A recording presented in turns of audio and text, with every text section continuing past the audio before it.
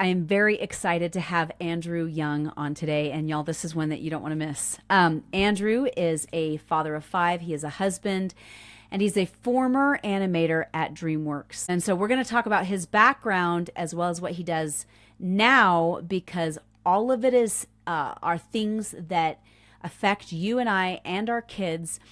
And so thank you, Andrew, for coming on today. I really, really appreciate it. Yeah, you bet. It's great to be here. Thanks for all y'all do.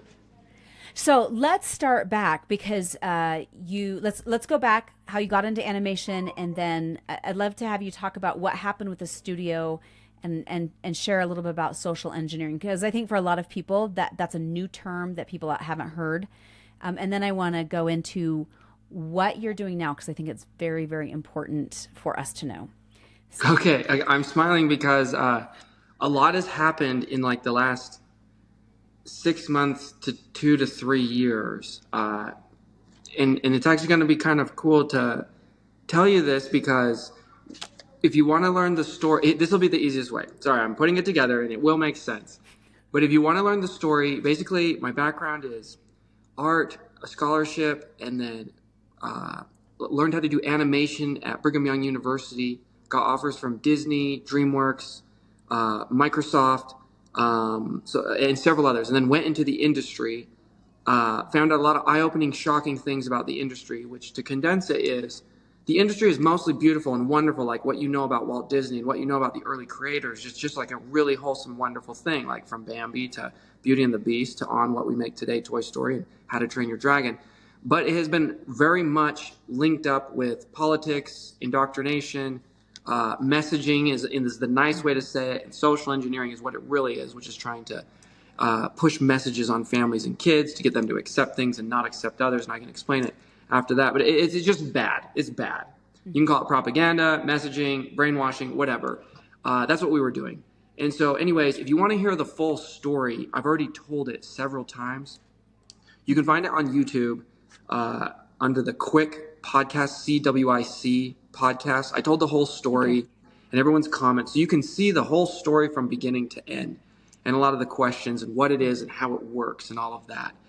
But I actually would love to do on this is help all of you who are trying to educate your kids, even though I should be asking you for help. But I'd like to give you some of the background.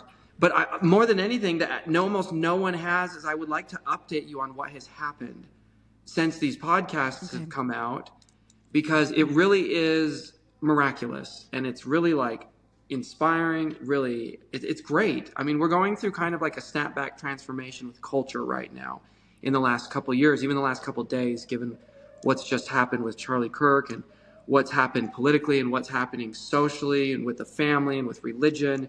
And now you can talk about it. Now God is okay. Before you couldn't even say anything. Anyways, what happened? And before Well, you go get ahead. into that, for those of you that want to hear the whole story, because that's actually how I heard the whole story, and it's a good story, it's a detailed story, and you can find that. I'll put the link in the show notes for those of you who want to go back and watch that. But can you just give a quick brief synopsis? You said you saw ugly things. Can you describe what social engineering is? Okay, yeah, and Really quick it before you go happens on. everywhere. Okay, so I come from the movie industry. All right, and so I was in, I guess you could say Hollywood, but the animation world of Hollywood, which is a combination of technology and computer coding and computer science with art. It's a little bit different than just holding a camera and like wearing a scarf and being a Yeah. director. You're very much a nerd and an artist together. Okay, and so that's the side I come from. But it very much happens in Hollywood normal movies that are filmed. It very much happens in music. It very much happens in several other types of messaging, like the journalism that you watch, and even finance, banking, and all these other types of things. But what it is you make characters in stories that people will hate, okay? Or you make characters in stories that people will love. And then you have those characters do things that you want them to accept, and that engineers a child to begin to adopt those beliefs or those practices or those messages. So we were doing anti-family, like anti-traditional family stuff, pro solo, anti-man, anti-masculine, anti-religion, heavy anti-religion. That's what got me out of it. In fact, we were making the villains, quote, the religious zealots who voted for Proposition 8. I don't know if you don't know what that is. It was, around 2006 to 8 when marriage was on the ballot. Can there be marriage between a man and a woman or anything else? And so that was basically the target. And so we were pushing that into the movies, and we were pushing that into the narratives and making it acceptable. And I go through tons of different examples across all studios.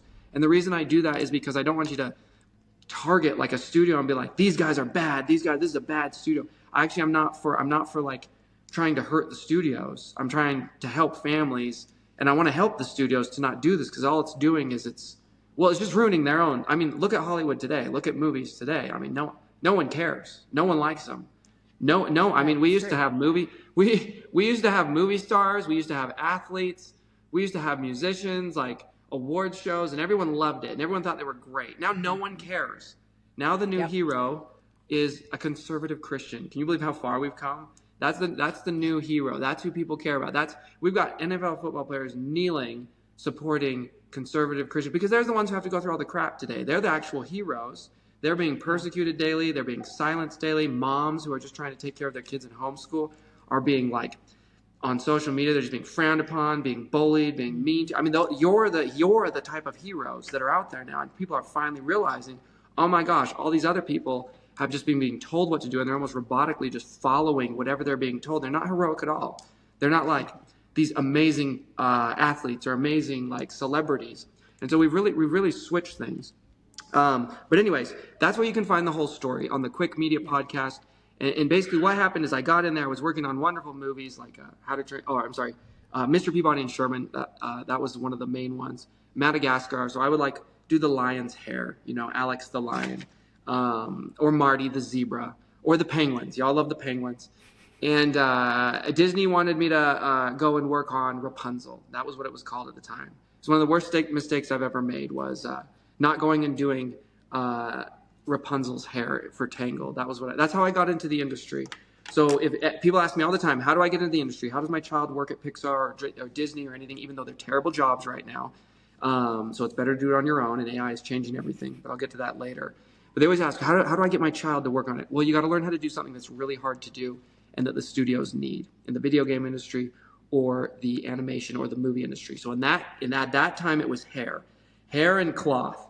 It's very hard to do technologically, and so I was really good at it. So I had offers all over the place, and I got in. I loved doing it. I loved the people. The people are the most creative geniuses. They're from Taiwan. They're from all over the East Coast. They're from Europe. They're from London. Has got a big head. They've got a lot from the Middle East. And we all come together, and you've got the greatest talent, the greatest artists, and you create these masterpieces of technological art. It's where Leonardo da Vinci would be working today if he was working, because you need invention, you need technology, you need art.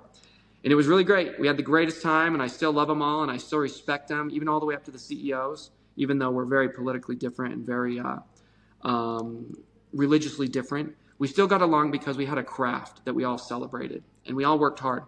Well, what happened is political ideology and brainwashing or social engineering took over the stories and started ruining them, because we were now making characters, not to make a great character that would overcome an obstacle or have some archetypal storyline, but we were making characters that would try to promote a message that was political or a message that was social, like the ones I was just talking about: anti-family, anti-religion, anti-conservative, anti-capitalist. So we were hitting on these, and then we were promoting LGBTQ. We were promoting, and this is not news now. When I first did the podcast, people were like, "What? This is happening?" This is like 2.5 years ago. Now everyone knows. Disney has admitted it. All right, all the way up to the CEO, Bob Iger, has admitted the messaging in the earnings calls, in multiple reports. So I'm like, oh my gosh. When I first started doing this, I was worried about getting sued. And it was such a relief that now they have all admitted it. Yes, we're doing it. Yes, it's a problem. And they never apologized, though, which is really, really awful. And in my story, I told them, guys, at DreamWorks, I was like, we got to stop doing this. And they were like, no. What would keep you here? I was like, I'm not going to do this anymore. I got to go. And they're like, what would keep you here? And I said, well, let's tell people what we're doing, okay? Because they've got to know that we are engineering their children. Let's tell people what we're doing, or let's take it out. And the response is, well, we can't tell people what we're doing or they'd be furious. Yeah, no kidding. Yeah. Well, here we are. Everyone's furious now. And boy, has Disney had a slap in the face. And so have all the other studios. And to be honest, the people who have suffered the most, if there's some sort of empathy, or I know you're all very mature listening to this, and you're all very very forgiving.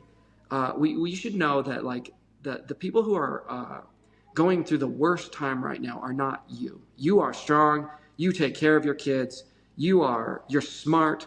It is the people working at these studios and the studios themselves and the industry itself. It is fracturing. It has never been in a worse situation. And if there's anything more benevolent that you could do right now is try to pick them back up as benevolently as you can and try to say, hey, look, we know you sold your soul. I mean, that's as nice as you can do. We know you sold out, okay? But we want to help pick you back up. How do you do that? You support the movies that are doing well, like The Chosen, like it's amazing, or some of these other animations that are coming out. Or it doesn't even have to be a religious movie. It can be like even a movie that has good morals or good beneficial nutrition, mental nutrition, that that still has that. Like maybe Top Gun 2. It has patriotism, and it has still good heroic morals. It has family values. I'd say modest ones. So we're still not there at making really, really high quality media that benefits the culture and the people. And clearly there's still a huge dark area of creation that is just completely destructive and chaotic that is still there and needs to stop. Even while I was in the industry, I was just like, to the groups that were doing this, then they would always ask me to work on horror films. I just, guys, wrong guy. But it's always just like, what are you doing? With the amount of money we're putting into these, the amount of time and the amount of talent, why are you doing this? Anyways, that's a side note. So anyways, we're getting into the stage in movies at DreamWorks where we're doing this. I tell them we can't do this. And I say, we got to tell them or we got to take it out. And they say, we're not going to tell them or it's going to make them furious. Well, then we got to take it out. And they say, we're not going to take it out unless an audience gets mad. And that is the big lesson from the entire story. I try to tell it in every podcast, and I always try to tell now that you've got to watch out for your kids' DMs because that's the most dangerous thing for your children. This is just mental what I'm talking about. Real danger is your children's social media and DMs, and I'll talk about that later because that's what I do now. Yeah, I was going to say, because I do want to get into that. So I told him, I said, look, I paused. I said, wait, what? Only if the audience gets mad would we change something? And what it really revealed to me is that you have all control. You have all power. All you have to do is stop going to a movie and stop paying for it. And they listen so quick. They're already changing. They're already changing because you have stopped going to Disneyland. You have stopped going to DreamWorks movies. You have stopped going to the Minions, or not so much that, but other movies. You have stopped paying them. And just so you know, they are a very, very low margin industry. They need your money so hard. If you knew how risky it was to get rid of that line at Disneyland, I mean, I could be in very big trouble for telling you this. But if you knew how easy they go out of business with one video game flop, one movie flop, 1 year where they don't have enough people going to those Disney hotels and all of that, and eating and consuming what they have, if you knew just how much power you had as a consumer, you can flip them on a dime. And they're not the very strong, principled people where they're saying, I'm not here for money. Oh, they very much are there for money, and they will sell out. And I'm not going to say mean things. I apologize. But anyways, you have a lot of power, and you have a lot of control, and you've already been exercising it. It's what you should do, and congratulations. You're doing it with the school system as well. The school system has had the same thing happen through their libraries and their books, and their teachers doing exactly what we were doing in the movies, and they've been promoting social engineering, different family lifestyles, not having parental choice, health choices where the parent doesn't even have choices with their health of their children. So you have been doing it with the schools, and the schools are finally starting to wake up as well, because now people are saying, you know what, I don't need this anymore.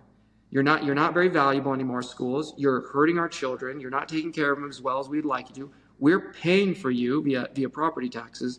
You need to make a change. So you're doing a great job at that, and it is making a massive change. So what has happened is the studios have admitted it. Schools are now, the kids are filming. So now they don't really have a defense. Because what would happen is when I would tell people this, even when I worked at DreamWorks, I would say, we're social engineering people. We are manipulating them. We're pushing out propaganda. We are making brainwashing stuff. The first thing people started doing was they would initially, even my own family, would say, no, they're not. They would say, no, they would never do that. Like, not Disney, not DreamWorks, not ESPN. Would you ever get, oh, you're a conspiracy theorist? Oh, all the time, all the time. But here's what the mind-blowing thing is. So it goes from, no, they're not, that's not happening. And I was like, well, I'm making the soup. I don't know what to tell you. Want to come to the studio? Want to come to the meetings? Yeah, I'm seeing what's in the soup. Yeah. Yes. And so it's like, so it's just fascinating human nature. And I think you guys gotta hear this because it's mind blowing. So it goes from, no, they're not. And there was almost nothing I could do to convince people other than it got so far that finally they started snapping on their own and they started like, oh my gosh, it's so blatant and like Frozen and in Lego Movie and now in schools and even in finance where they were debanking people. It got so far, and in journalism, people used to say journalism was like objective and real, and that, I mean, even like 2 and 3 years ago, that journalism was not just complete social engineering. And so even today, there'll be like 10% of people that still believe what they hear on NBC. It's fascinating that they don't understand how catered and architected it is.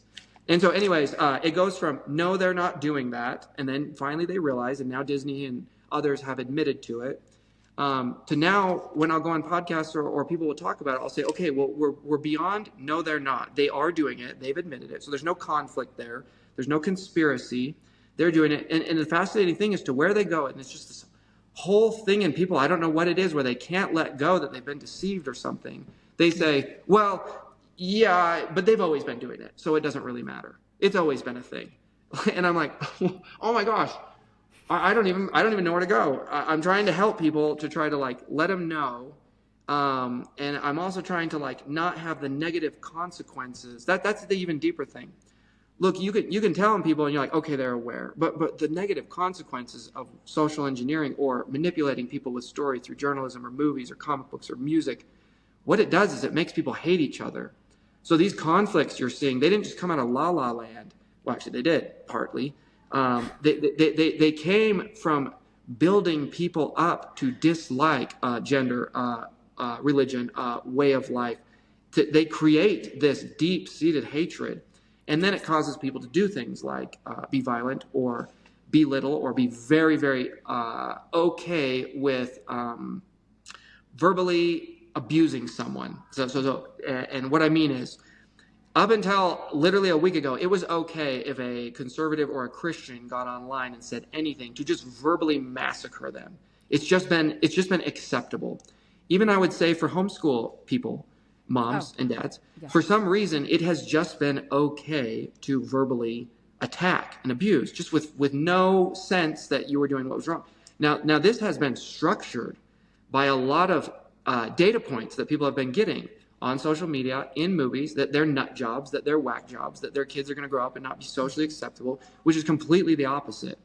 The studies have shown, I'm pretty well versed in this with John Hopkins. It's on the iTunes University. You can do it, adolescent development. Dr. Blum has gone through series of studies versus private school versus public school versus homeschool, and homeschool always comes out on top with income, with marriage rates, with lack of doing drugs, suicide, and all those. By far, it is the best. And that's because the parent cares more about the child than the school or the teacher. I know they care, but not as much as the parent. Even in the private school, even when you're paying $27,000 a year, it just comes out on top. It just has the most success rates. But for some reason, we've been pumping on everyone that it's not a good idea. Anyways, so it can happen in a lot of ways. So we've moved to, oh, well, it's always been happening, so it's just okay. So that's where we're at now. We've moved even past, oh, well, it's always been happening, to now we're getting into a new world of, I'm going to fight against it. So now we have what's called snapback, and this has happened about the last we've been having social engineering since the 80s, where it really became big, and then right around 2006 to 10 is when it basically engulfed media. Okay, it's happened in the past a lot. It's happened in the past in different areas with sexual things and normalizing a lot of behaviors that no one would have thought would have been okay. So this is how they kind of made it palatable. But that's really where it launched off, where politics, social engineering, and media came together in a terrible relationship, which has really ruined itself. It's really fallen on its own design and foundation and really just broken up all over itself. It's in a terrible spot right now. So we've gone from, no, it doesn't happen. Okay, everyone knows it's happening, so everyone's aware, to, oh, well, this has always been happening since ever. People have tried to do this in books. And I know I do not believe it has always been happening how it has been happening now, even though people say that to me when it's brought up. To now, people are aware of it, and they, even if it has been happening in the past or whatever, it doesn't make it okay. But now people are just mad. They're mad that it's been happening. They feel like they've been lied to. They feel like they've been abused. And I've never seen so many mad moms being like, I'm never going to Disneyland again. It's like, it's honestly like mind blowing. Or I've never seen so many people saying, like, they say what they say about the public school system, or and the negatives that have happened with there, or about Hollywood. People will just, that's woke garbage. Or about journalism, they're called the legacy media, or the fake news. And they're not lying. It's true. What they're saying is not a manufactured response. It's a real response to the destructuring that media did to itself, the lack of principle, the principles that they lost. And it's where we're at. So what do we do now? Like, what do we do? Hollywood is on its heels. It's literally the worst it's ever been right now. AI, see, when Hollywood prioritized political messaging and ruining the family and attacking religion and making kids feel like they were supposed to be a different gender, which is so insane. It just ruined so many lives. When Hollywood did that, they took their eye off of innovation and creating good stories and their product, and that made them not innovate. And while they were doing this, AI and everything else in the technology industry was innovating and has just done a double take on Hollywood and completely destroyed it. So not only are they completely out of date and deprioritized, but now they're in a position where they have no idea how to make the movies of the next 20 and 30 years and how to tell stories in such a great way. So in a probably just way, YouTube and individual creators like myself have taken over. Moms, where they didn't go to school to be a teacher, or dads who didn't go to school to be a teacher, are seeing the faults of teachers and the faults of the system and saying, you know what, I'm going to do this on my own. I can do a better job. And it's because the teachers took their eye off of educating and put their eye on, how many rainbow flags am I going to put up in the classroom, or how am I going to make people feel like American history is awful, or how am I going to attack capitalism and make people feel like that there's a better way out there. And it just hasn't worked. And the same thing with movies. And so what happened is the schools have gotten heavier and less innovative, and Hollywood has gotten heavier and less innovative. Financial institutions have gotten heavier and less hospitals have gotten heavier and less innovative, and they've all become more expensive while at the same time becoming less valuable. Moms, on the other hand, dads, on the other hand, have taken this time to educate themselves, to become nimble and to become innovative. Movie makers have done the same thing. Finance people have done the same thing. And you're watching a whole new, I don't know if it's a revolution or a turning point, or which is ironic to use that word, but it's happening across everything, where people are dumping the old and dumping the control and removing themselves from the chaos and the control and the bullying. The bullying has been so wrongly used. It's been so opposite. We're moving away from that, and we're taking control ourselves as parents, as movie makers, as financial people, as journalists. No one is listening to the news. No one is listening to it. Now it is one guy with a phone or one girl with a phone telling it, and it's beautiful. It has democratized messaging. It has democratized education, and it's really the only way we can go, because we can't go back. Right. We can't go back. We have to go forward this way, and I think it's creating new, better schools, homeschools that are smaller. I mean, that's what I do. You're in a room right now. I don't know if you can see. You've got that's my kid's homeschool over there. Okay, so I'd like to share you about school, because I know you guys are interested in school. Okay, that's my kid's homeschool, and over there is where I take them. And they built their own desks out of wood. Right, I brought in teachers to teach them how to break. They welded their own desks. They built their own computers. They have their own books, their own library. It's beautiful. And they would be in here nearly every day working on their own schoolwork. And what I call school is, how are your investments doing? All right, let's open up your Fidelity. They invest in their own companies. How is your business doing that you run your own business? They have a lawn care business, a leaf blowing business, and they're trying to work on a couple other sewing businesses and other things.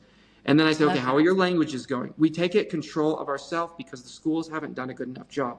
Now, here's the hard part, it's very easy for us because the people probably listening to this are very smart. Okay, you wouldn't be listening to it if you weren't smart, capable, looking up your own information, not being you're proactive.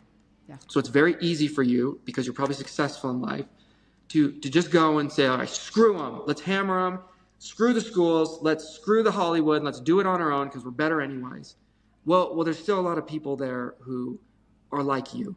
They're just trapped on their paycheck or they're trapped in their job and they don't know how to fight against the system. They're trying to improve it from the inside. And I am noticing that they are coming around. They are coming around. Schools are starting to include more entrepreneurial things. Schools are trying to do things that do promote God. They're not saying that, they're doing things that do promote a child's faith other than secularism or science. They are doing things that do promote the parent to be as heavily involved as possible. And I will say they're doing it pretty much by force, but they're doing it. Yeah. Hollywood is changing. Amazon is changing. Netflix is changing. And I don't think they're changing from really good motives, but they are changing. And maybe they'll come around and realize how much better it is. But they are changing. They want to change. Oh, no, they don't. Well, I think I want to give any human the benefit of the doubt and realize they're like a soul and they're learning and they're trying to get better and maybe it's something in their childhood that makes them become like a predator or something. But we can benevolently keep helping them change. So we can it really is not helpful for us to rail the crap out of Disney, and we can. You have every justification to do it, but if you can, when you go there, tell them, oh gosh, so hard. Because you have no idea how hard the engineers are working, and they didn't sign up for this. You have the people running the lines, and this is a very, very small group doing this. Mm-hmm. And the amount of money they don't get and how much they're paid, well, they don't want to do this stuff, and they're getting the penalty. They're the ones getting fired. They're the ones getting blamed. So if you can appreciate when they do good stuff, oh my gosh, you made Tangled 3 or whatever, and they do get married, and the woman can show some feminine attributes that everyone loves to see, and the man can not be an idiot in everything he says. Oh my gosh, you did it wonderful. We're going to go 3 times. We're going to thank you for it, and please keep making more of that. That goes so far, because what did the other side do? The other side that has screamed at them and morphed Disney, morphed DreamWorks, morphed financial institutions, morphed schools into what they have become are very mean. They're very aggressive. They're very threatening. They're not very loving. They're not very kind. What the ones that have come after me, at least, and the ones that I see. And they're very reactive. So if they don't do it their way, they're going to boycott them and they're going to scream at them. They're going to be, well, it just doesn't work long term. It doesn't work long term. So you've got these excellent institutions like public school that has taken a really deep turn south. And you've got these excellent institutions like Disney that has taken a really bad turn south, and like Vanguards and even Fidelity and all of these financial banks and institutions, because they've done this. And you have journalism like NBC, CNN, Fox, and they've all taken a really bad turn. And you don't have to support them, but if they ever have a moment where they try to turn back, they definitely appreciate it, and then they take a note that, oh my gosh, some of the audience came back and said thank you. Well, these other people pressuring me, they sure don't say thank you. They just say we're going to string you up if you don't do it our way. And you can bring them back. You can bring them back. Now, you don't have to. It's not your responsibility to do that. Even better is to support the ones that are doing it right, and the Disneys, and they'll come around. So when you have these really good groups, like in journalism, the one I worked for is Project Veritas, James O'Keefe. I don't work for him currently, but they call, and we're still great friends. But those are some of the disruptor organizations that changed journalism. And now the other journalism say, we better catch up because this guy's innovating journalism, and we're getting really far behind. So they start catching up. And so you can do that with animation studios. There are new animation. I'm working on one right now. There are new animations and new movies coming. There are new studios that are coming around.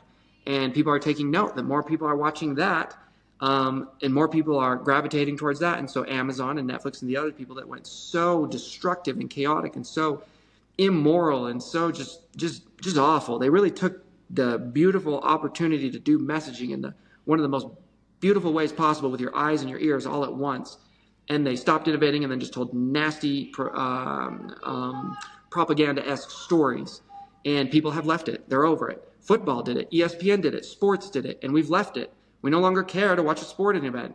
We'd rather watch someone like Charlie Kirk. We'd rather watch him speak. There's more drama and there's more good and bad and there's more heroism in that story that is real than the fake stories that we're screwing in Hollywood and such.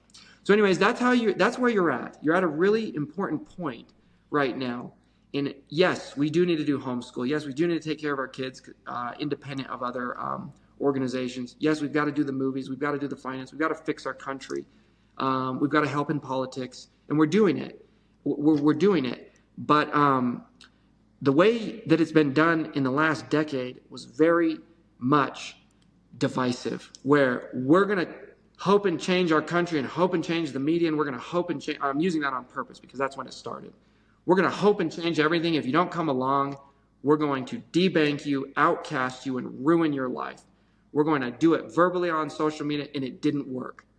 So you can't use that method and think when you are standing for something good or doing for something good that it's going to work, because it doesn't work. There's something when you hurt someone or when you belittle someone, even when they're in the wrong, that it doesn't help them. There's a better method to do it, to bring them back. And when I say bring them back to what is good. And people always ask, well, what is good? Something that works over time is good. And you find things that don't work, like suppression of free speech doesn't work. Communism doesn't work. Over time, it just doesn't work. It destroys innovation. It destroys education. It destroys a civilization. And we've seen that in Rome, Persepolis, the British Empire. We're seeing it in America right now. In America, we're teetering. People say, are we falling? Are we rising? I think we're teetering. I think we still have the choice. We have the choice. And I think it's going to be moms who are listening, who take control of their children's education and what they watch on media. And you should never feel ashamed. If you're a mom and you say, I turned the TV off, I got rid of it, I don't let them have a phone, or I don't let them do that. Do not let anyone tell you that you are not doing the right thing, or that you are or too strict or whatever. You cannot be too strict. All right. You cannot. We have seen what laissez-faire has done, and let them figure it out on their own has done. Yes, you can challenge them, and yes, you can allow them to make decisions and be their landing board, but giving them access to a full mountain load of social engineering that comes through their social media and movies, what you do through a phone or what you do in the public education system that we can't control, and what you do through all of these other avenues is not strict. It's not even protective. Yeah. It's more, I'm giving you a better path to educate yourself. And a lot of people spit on you, and you shouldn't. I've been spit on my whole life. Even now, up until a week ago, if I ever brought up church, God, or even homeschool, I was spit on in a New York second. Now, for the first time, there's been so many, and we're spit on because we're quiet. We're spit on because we're not confrontational. And when I talk about we, I mean the silent majority in America, which are mostly religious, mostly God-believing, mostly good, mostly family-oriented, mostly man and woman marriage. And they're a silent majority, and they've been spit on so much that now they're finally coming together and saying, we'd like to go about this a different way. It's not working, and we'd like to take more control. So that's how you're doing it, and I hope you can find a great benevolent way to do it, and a great way to lift those, because the people that were creating this chaos, whether it's in media like where I was, or creating these degrading and harmful messages, which has harmed countless children that grow up believing these things and then believe that the groups of people that we made them hate are okay to hate. The groups of people that doing this, they did a very bad thing, but they sure are returning very quick. And so that's what we wrestle with now. How do we go forward? We have every tool to do it. We have every reason to do it. and now we are unfettered from doing it. And so go ahead. So here's my question, because I wanna move into talking about what you're doing, what you've been doing the last couple of years, because they figured out, okay, the social engineering isn't working anymore, so we've got to change tactics. So let's talk about what you've been doing in Washington and with Congress, and what you've seen and how it's been affecting women and children with the trafficking. Okay, yeah. So when I was at DreamWorks, I was the scout leader, and I was in charge of the 12-year-old boys or 11-year-old boys. The casualties of social engineering and the woke pressure, that's a word people use now. We didn't use it 10 and 15 years ago. They call it woke today. All right. Back then, we just called it social engineering. Yeah. or the religious zealot that voted for Proposition 8. Go after her. Make her the enemy. Okay. Which I did not do. And I actually got it removed from Mr. Peabody and Sherman.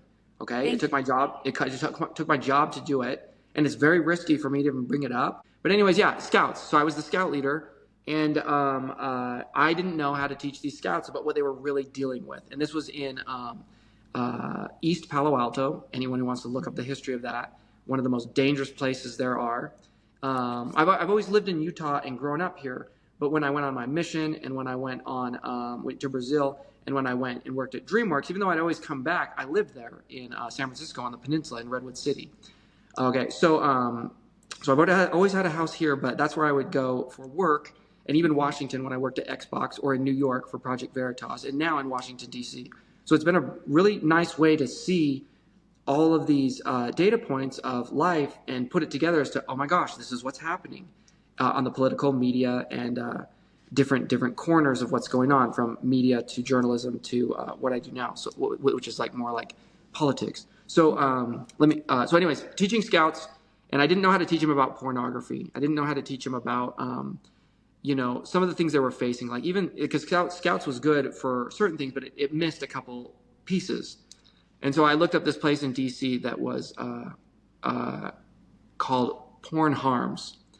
And I said, hey, my name is Andrew. I love what you guys do. Do you have any material that I can teach these boys? And they gave me some material. Then they had a big summit. And I said, well, hey, can I come and film the summit? I know how to film really well. And that turned into, oh my gosh, you know how to film? Will you film our whole summit for us? And then will you do our PowerPoints and set up our stage and run the whole summit somehow? And so, yeah, it very quickly turned into something else. So I did it for free. And I was like, yeah, because I love what they did. I went there, I met them all. And I met every corner of the person, or every person from every corner that came to Washington, D.C. that was dealing with this. From former pornography producers at Playboy to tech people to a lot of former prostitutes and a lot of former people who had been exploited all the way back to the 60s. It was mind-blowing to see the history of it.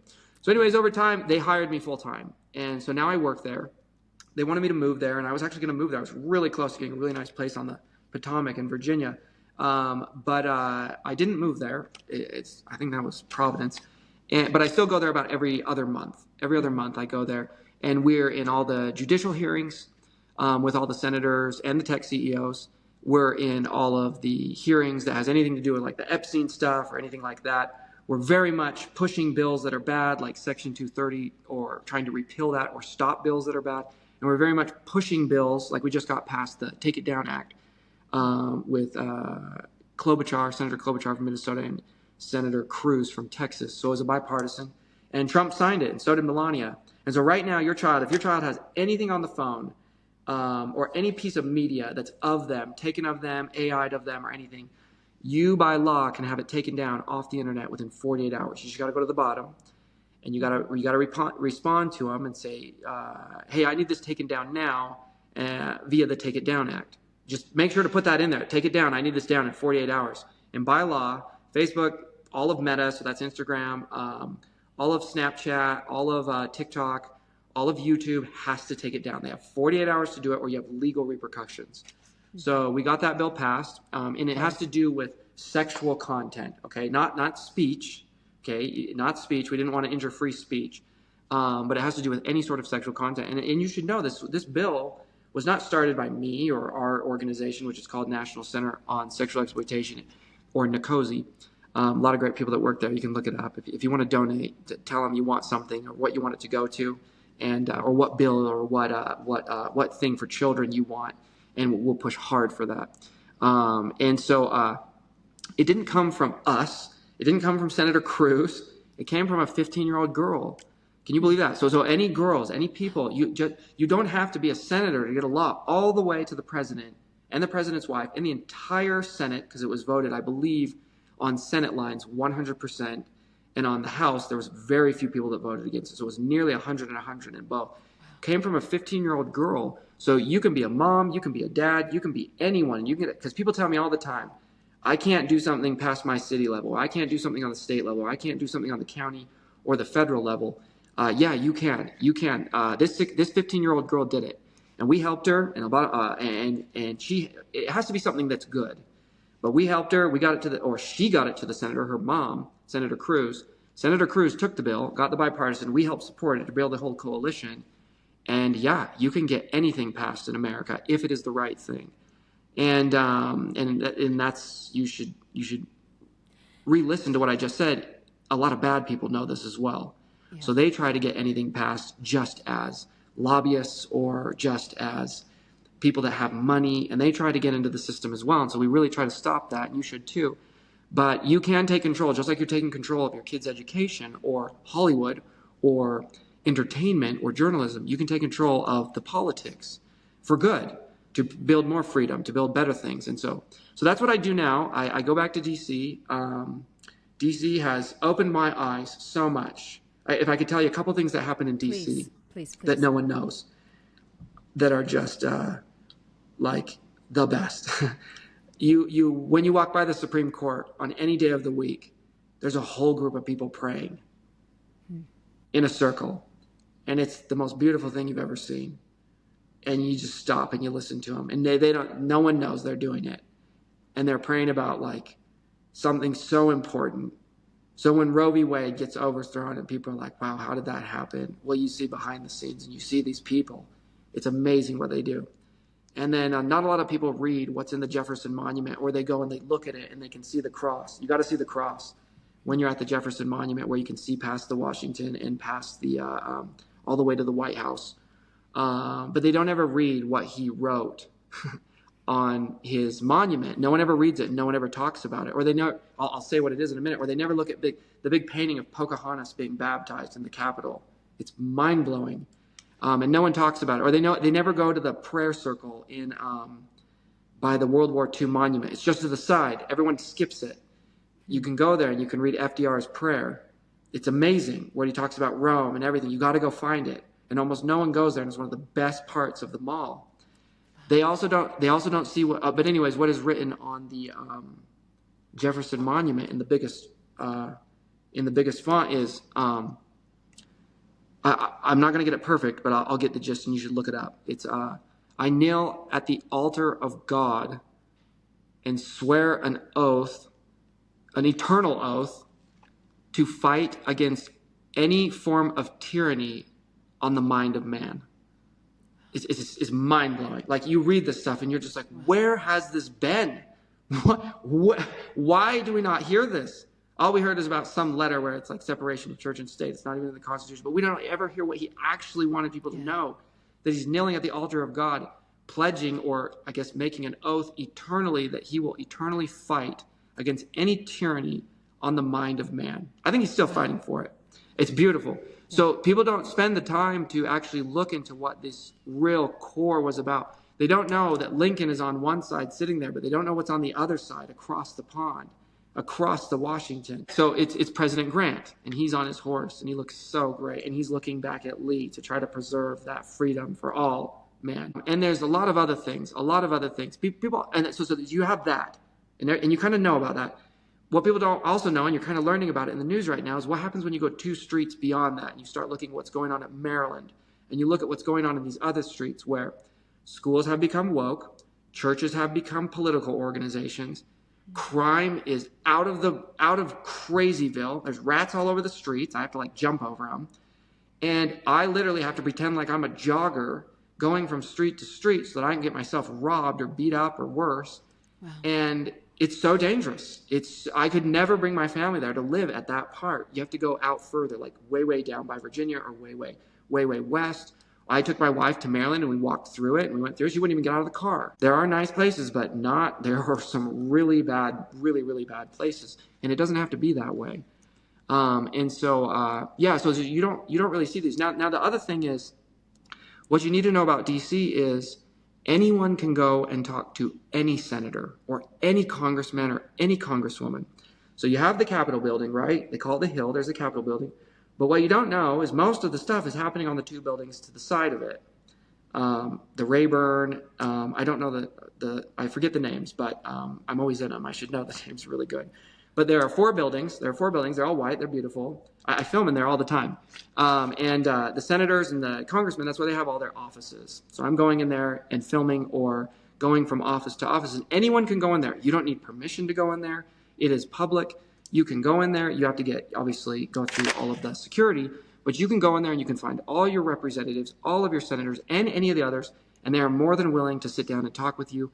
And they are not much different than someone at your church or someone in your friend or someone in your school group, your homeschool group.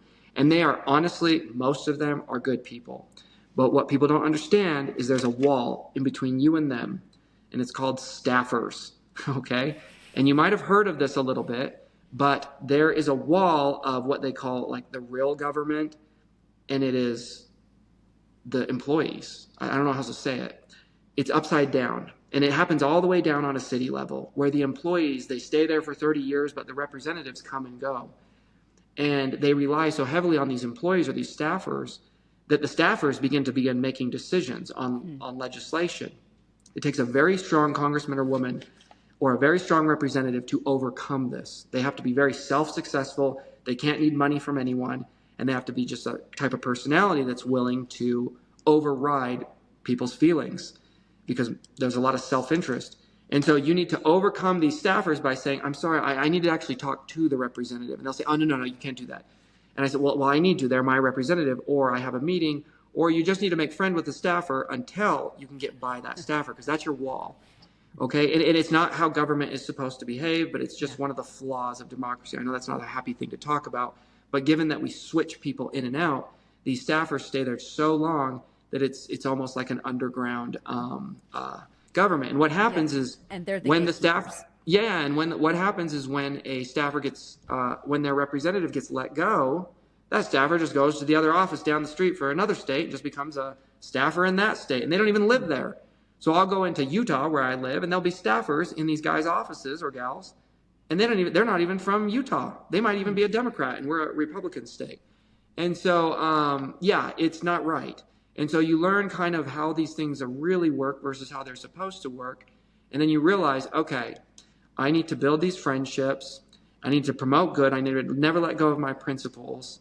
And then whatever way I can, I need to talk to the congressman or the senator, and then I can lay out very clearly what I'm trying to do. And in this case, it's, make it so families and children can have content taken off the internet that is abusive of them sexually. And so and as long as you're very clear, you can get it done, and you can build the coalitions, and they'll thank you. They'll honestly thank you. So point of all of that is it's a beautiful place. It's got a lot of problems, and we know why the problems have happened. So we got to stop doing those, like what I was talking about in Maryland. And then the way to get to your congressman is you can do it. You can go to these places. You should visit if you're ever there, and you should go talk to them. Make sure you find out when they're in session. During the summer, they're usually not there, or during holidays, they're not there. You can sit in and watch any of the judicial hearings. You can be in there. After and before, they usually have press conferences. You can ask them questions. You can say, hey, I have a question. Not just the media gets to ask all the questions. People can ask questions. So I would say the public can be a little bit more assertive.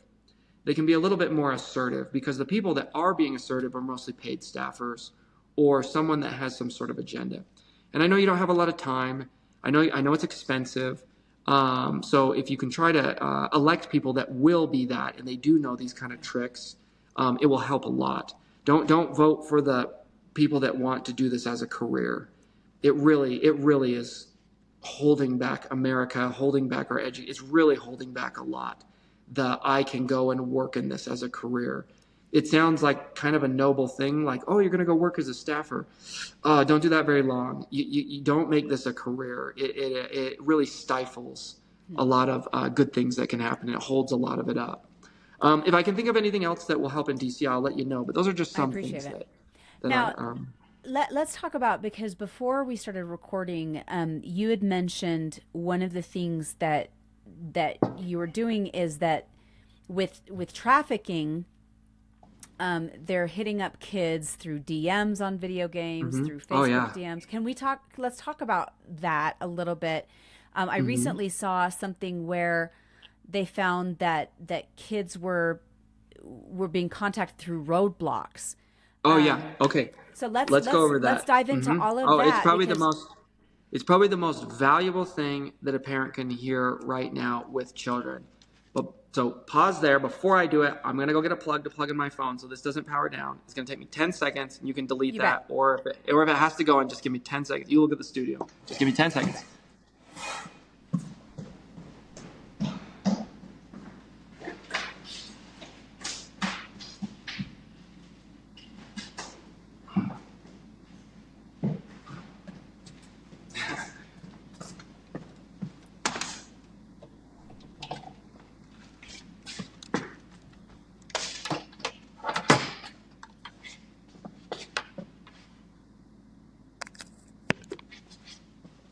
Okay, that should be better. I didn't want it to go down. Sorry, if I should be more prepared, but there's a lot going on. My neighborhood wrote me into city council and then work, and then we run like a business here with creating content and church and family. We got 5 kids and had one. We have our kids at home, so we had our child right here. When were they born? What's that? When was your child born? Your last one? Like 2 months ago. So I was really trying. Yeah. So that's why this isn't isn't as professional as it should be. So anyways. Now I'm a mom that's doing it in my basement closet. So you're good. So you get it. Okay. Do you want me to answer the question then, or do you want to restate it, or how would you like to go forward? Just go ahead and answer the question, because I can edit it from there. So. Okay. So Janae was just asking me about what's called sextortion, and every kid should know about this. Every adult should know about this, and it's something that you're going to hear a lot more about it. But what it is on Roblox or on YouTube or on Instagram or on Snapchat or on any of these platforms, there are DMs. Is it on Minecraft as well? Oh yeah. Oh, it happens on Minecraft all the time. So DMs are just direct messages. There's nothing flashy about it. It's just a way to message people. Well, people figured out, and some of these people are coming from like Algeria, the Middle East, South America. People figured out how to grab pictures and turn them. Okay, I'll just tell you how it happens. So this is how it's happening. A boy will be on a video game or YouTube, okay, and he'll get a friend request from like a really cute girl. All right, there's no other way to say this. I'll just tell you how it's happening. A really cute girl, and this really cute girl will start to talk about anything and everything for a couple days. And then she or he will say, let's do pictures, and, put the ramen bowl or a heart or an emoji or whatever. And if you'd like to see this story, how it's playing out, you can go to noescaperoom.com or .org or NCMEC, NCMEC, National Center on Missing and Exploited Children. They have a whole movie training about how this works, okay? So it's called No Escape Room, and you can watch how it happens, and you can help your kids and your family. So what happens is the boy thinks he's talking to this like beautiful girl, or a man or a girl thinks she's talking to some hunk or some really cool guy, and they're very interested in him. And they start doing pictures. So she sends him a picture of her, and sometimes these are real, and the girl has been exploited to create pictures of herself via a threat that if she doesn't create pictures of herself, something really bad is going to happen, and I'll explain that in a minute. But they exploit the child, okay? Now, what happens is they get these pictures from girls, and I'll explain how they do that in a little bit, so that you can tell your daughters how to avoid it, okay? Because the more we shine a light on this, the girls aren't going to get tricked. And then the boys, I'll show you what happens to them. What happens is the boy gets the picture and is out of his mind like any 13-year-old boy would be, doesn't know how to process any of it, and he sends a picture back because she says, hey, now show me this or that or this. And it's, it's their private parts, it's them without, I'll just be frank, it's them without their pants or whatever. And so he doesn't get a response for maybe 30 minutes, maybe a day. And then all of a sudden the response that comes back is, and this is what we're seeing, we have like Harvard guys on this, we have anti-terrorist people on this. This is becoming a massive problem. The response he gets back is, this is the list of the 30 family members and friends you have. Here they are, because they're social media friends, so they can find their list. I'm going to send that picture you just sent me to every single one of them, and I'm going to ruin your life unless you send me $3,000 right now. So this is the exploitation that happens. The kid is absolutely just, you can't even imagine. He feels so much guilt, so much out of what he did. They use the guilt against him. Yeah. This is the most horrifying satanic thing you can think of.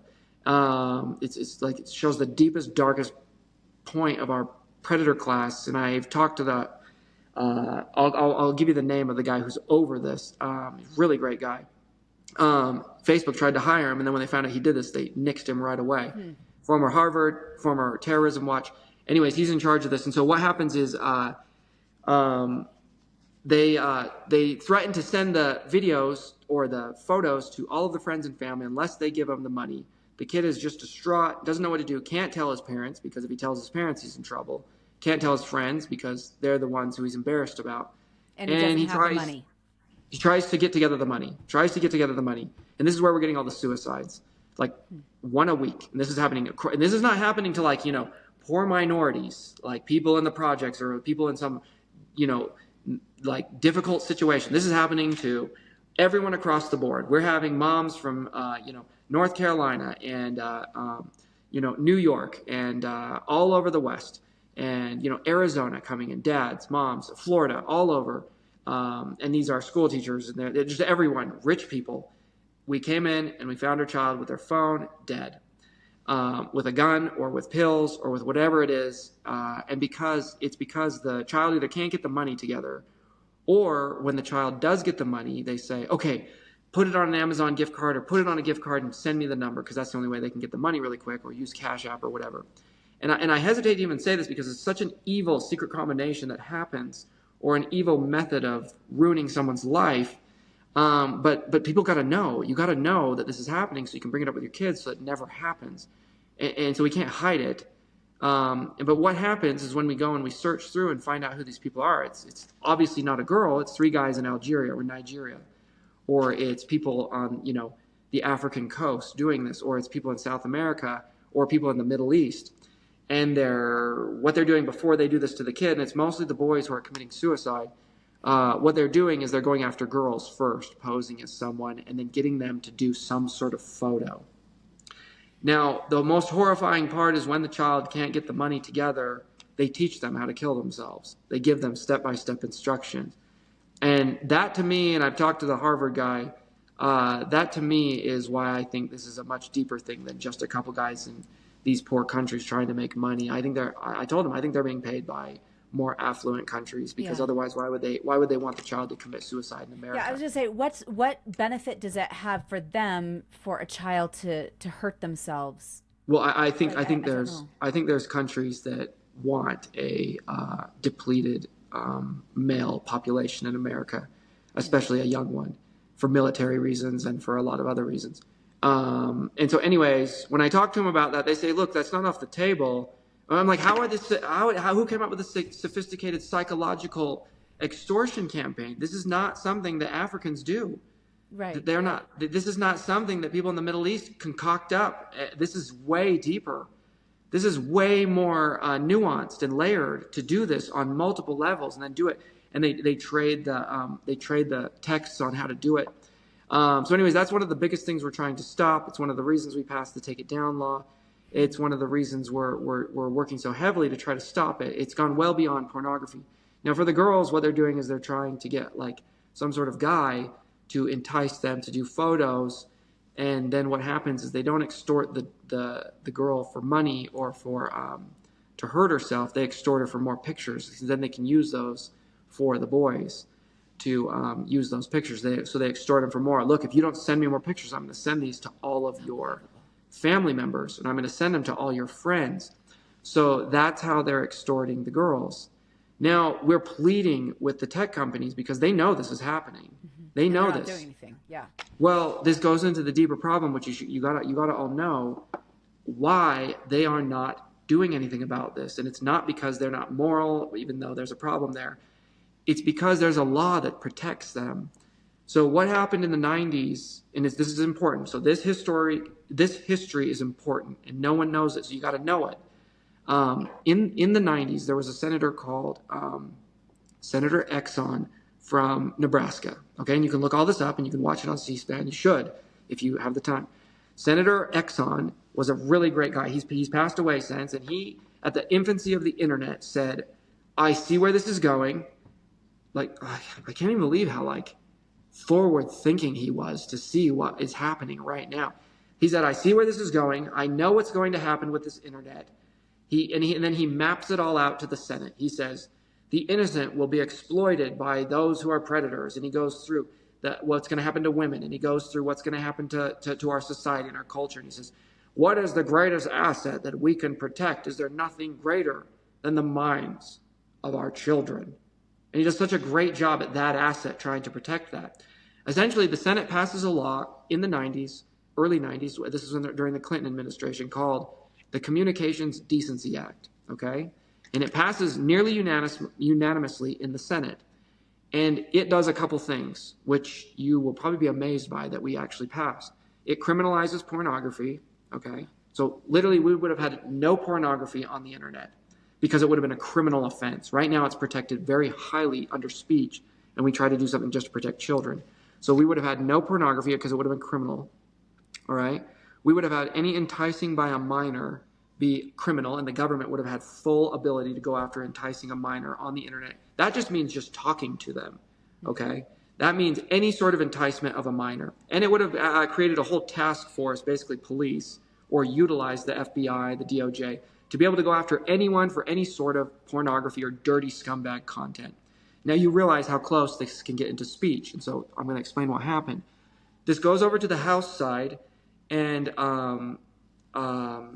he's now a senator. I have his face in my head. Senator Wine, when I get his name, and a Republican. So they get up.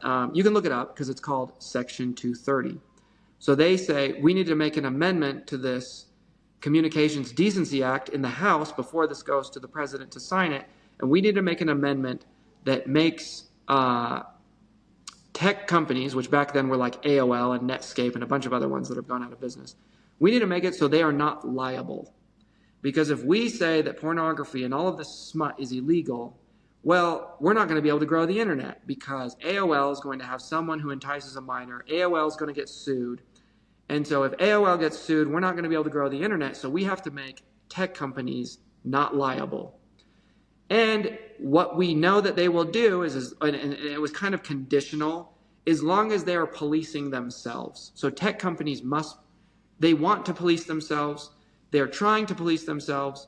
But if we make this illegal and they're policing themselves and something falls through the cracks, they're going to get sued. It's going to destroy the internet. So we have to add this amendment called Section 230 to the Communications Decency Act. And it passed.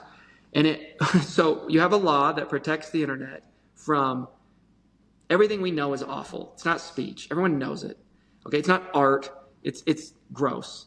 And everyone knows it. Just scum people want to use it to play off of a vulnerability that most men have, to want to look at that stuff, and they want to use it to addict them and make money. If you want to know what the bottom line is, that's what it is. Okay? So what happens is we pass the law, the Communications Decency Act, with Section 230, the amendment that gives them no liability, and it goes to President Clinton, and he signs it in a big bill, which was a Telecommunications Act of like 1996 or 1997, I believe. And he signs it, and it goes into law. Well, within hours, the Communications and Decency Act is held up by a court and immediately stopped. And so they say it's unconstitutional. You cannot protect the internet. it violates free speech, and it's immediately halted, okay?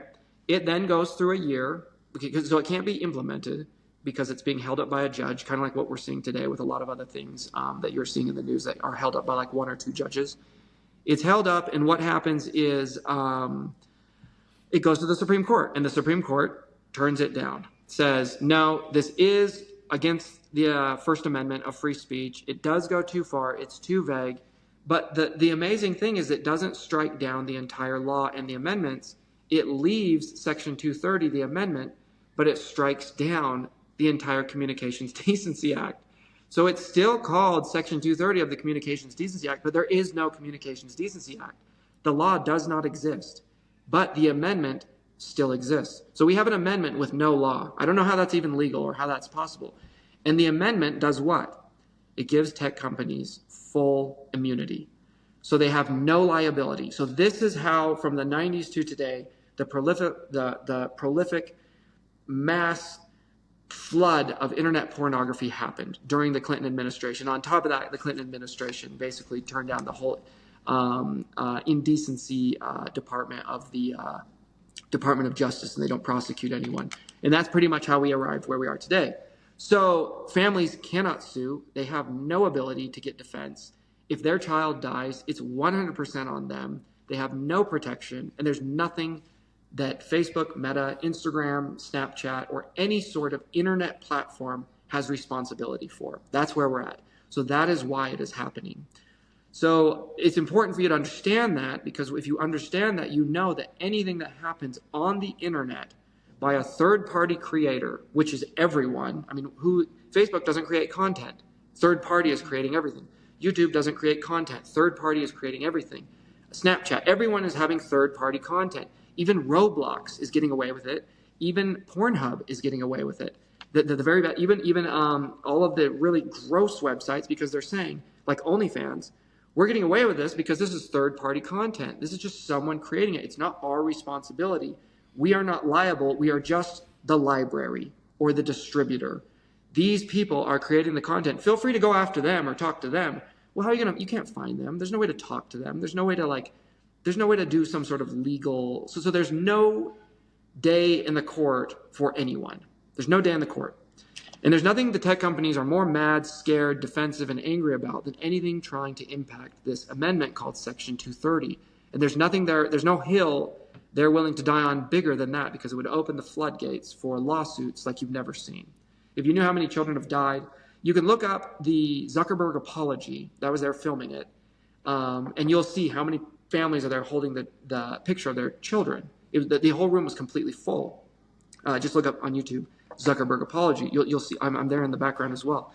And so you'll see there's children all over who have been impacted, not protected, and there's no like real protection for them.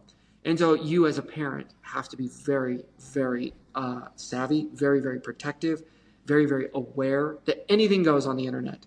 But that's not fair. That's not how it should be. That's just how it is. And this is how we got here. So the work I'm doing with Nkosi, that's our number one priority. Our number one priority is to reverse Section 230. We need to repeal that. And it actually is bipartisan. Democrats and Republicans want that repealed. They want that stopped. It has not aged well. And the only one standing in the way is staffers, lobbyists, and a lot of money that gets people able to fund their next election. And so that's the work we're doing right now. It's very important. I think we have maybe a year to 2 years before we can get it done, before we can what's called sunset or repeal Section 230. But now I've got to get people over their own hatred of each other. And so I've got to get them to somehow focus on the deeper problem, the kids getting, just obliterated and abused online on Roblox. You're just seeing it on Roblox right now. That's been going on for around a decade. We've been fighting that. So at some point, you got to be I know there's the personality issues or whatever my politics are. But if we can get it through this avenue, because before the last administration wouldn't do anything. They weren't doing anything. They wouldn't help us at all. Well, I shouldn't say that. There were some helps, but we sure weren't getting any help on 230. And they had a long time to do it, and they had a full Congress and a full Senate, and they sure weren't doing it. Now the conservatives do, or the Republicans, and they are willing, and they've already passed the law the Take It Down Act, and they're working on COSA. That's another law, the Kids Online Safety Act. And that is bipartisan, Blumenthal and Blackburn. So yeah, that's if anyone can understand the goal, the motive, the emotion, the passion, and everything I'm trying to do is, I don't want your kids or you to find your kids with some sort of abuse problem where they're hurting themselves and feeling so guilty that they have nowhere to go, that they start to injure themselves. Okay, that doesn't end well for anyone. And if you knew the moms and if you saw their face, they're not, these moms, these dads, they're not sad, they're empty. They're not sad. There's something below sad. There's like crying and sad and like traumatic and trauma, and then there's just vacant. And it is, they're gone. They're gone. There's lifeless. It's like a body with no soul. And that's who you're talking to, and that's what it is. And we can't. It has to stop. And so for now, until that law gets repealed, and until tech companies have some sort of incentive, because right now they have no incentive, so they just say, I'm sorry, there's nothing we can do. Even Pornhub. Porn, I don't know if you, I think this is public information, so I'll do the best I can to obscure it. Pornhub has a case where there is some school in America, and I don't know if this is legally able to talk about, so I'll just obscure it, because some of these are still in legal battles, and you can't talk about them. But Pornhub has a case where at some school, there's a kid and he goes into a bathroom and he films all the girls and he uploads it as a third party. And he is protected by Section 230, and it holds up. They're minors, and it holds up. So what are the families of those poor girls supposed to do? Go after that kid or Pornhub or whatever the bad website is that's allowing that to happen, like OnlyFans or any of these other bad websites that are and just, we have had success. We got Backpage taken down, and we got a lot of other nasty people in jail, and we're suing the brothels in Nevada, and we're trying to stop a lot of other bad stuff. But the takeaway from all of this is, as a parent, you don't have the law on your side. You don't have tech companies on your side. They're on their own side. And so you've got to be ultra careful or ultra aware and ultra shine a light on it, very, very much verbalize these type of situations so your kids are not blindsided by them. If you want to show them the movie, NCMEC and CMEC, National Center on Missing and Exploited Children, that's our sister company that we are basically partners with. Those are the people who get the notice every time a child goes missing. We're the National Center on Sexual Exploitation, so we really support each other. They've made the movie No Escape Room. You can just look it up online, the website, and you can go through it with your kids. And that will show you. And I'll put it in the link, a link in the. Oh, and they're the most wonderful people. They're the most wonderful people. Some of them are religious, some of them are not, but they all have the same goal, and that is to protect these kids and protect their own families and honestly protect our country, because these types of problems don't just hurt kids. They hurt their neighborhoods, their communities, the future careers that these kids would have, and it spirals into hurting the economy. It spirals. People don't understand the ripples. It ruins their churches. It ruins their schools. It ruins teacher. It really, really ruins. Then the people that watch it can't get it out of their heads. They have addictions. They do worse at their. It really is a cancer. It's a cancer that has gotten into stage 3. We're not at stage 4, but we're getting close, where it's finding its place in all of these other areas, and it's like growing these nasty little things in these other organs that we have as a country and as a society and a culture. And so it's really just gotten out of control, and we're getting to a point where it's becoming so bad that it's causing really bad problems. I don't want to say that it's a deal breaker, but we're getting close to that. So anyways, yeah. I hope that helps. You. I think it does. Well, and I know as you were sitting there talking, I'm like, okay, I need to sit down, because I do have kids that, get on YouTube and they play Minecraft, and we try to be vigilant. But as parents, we have got to be more vigilant. We've got to be more aware and speak frankly with our kids about stuff, so that they also know this is real what you can say is you don't ever have to feel guilt. No matter what you do, just please come to me, because that's what's doing it. It's not their fault. They can't compete against the people who are enticing them. So you don't ever have to feel guilt. And then for this type of thing. And then it doesn't matter if it's me or anyone else who you think it is. you need to verify in person who you're talking to on a direct message, because they can take your picture and they can make it be like as if it's you. So just don't talk to people who you don't know, and Yeah. don't talk to people on DMs, especially sending pictures or sending information Yes. or anything like Anything. that. You don't know. It But might not be your sister or your friend. They might have just stole the picture of your friend and they're posing as your friend. Or that girl is actually just an AI girl. It's not a real girl.